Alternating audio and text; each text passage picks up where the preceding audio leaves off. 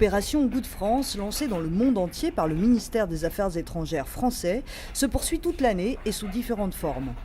Après les opérations dans les restaurants même, le consulat de France à Rio de Janeiro a lancé une communication innovante pour rapprocher encore un peu plus le public carioca de la cuisine française.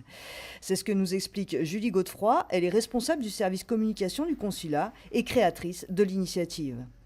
Dans le cadre de la promotion de la gastronomie française que les consulats et les ambassades organisent à travers le monde, nous avons organisé au mois de mars, à travers le ministère des Affaires étrangères, l'opération Goût de France qui a été montée sous l'initiative d'Alain Ducasse. Ici à Rio de Janeiro, nous avons regroupé 12 chefs autour de cette opération, dont Roland Villard qui sera là aujourd'hui, et plusieurs chefs français et brésiliens. À travers le Brésil, une soixantaine ont participé.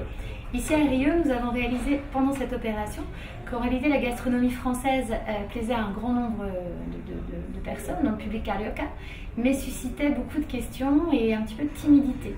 Donc nous avons eu envie de mener quelques opérations de démocratisation de la gastronomie française, de la rendre plus accessible, de la rendre plus ludique également. On a pensé évidemment aux réseaux sociaux.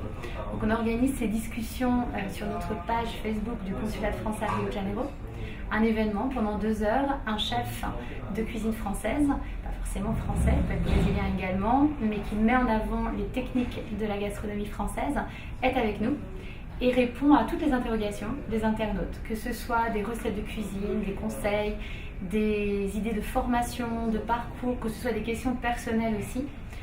Pendant près de 2 heures, le chef Roland Villard du restaurant Le Pré-Catalan installé au Sofitel s'est donc prêté très sérieusement à l'exercice. Les internautes sont très nombreux à laisser des messages, y compris sous la forme de vidéos. De quoi montrer une fois de plus que la cuisine française continue d'avoir toutes les faveurs du public brésilien.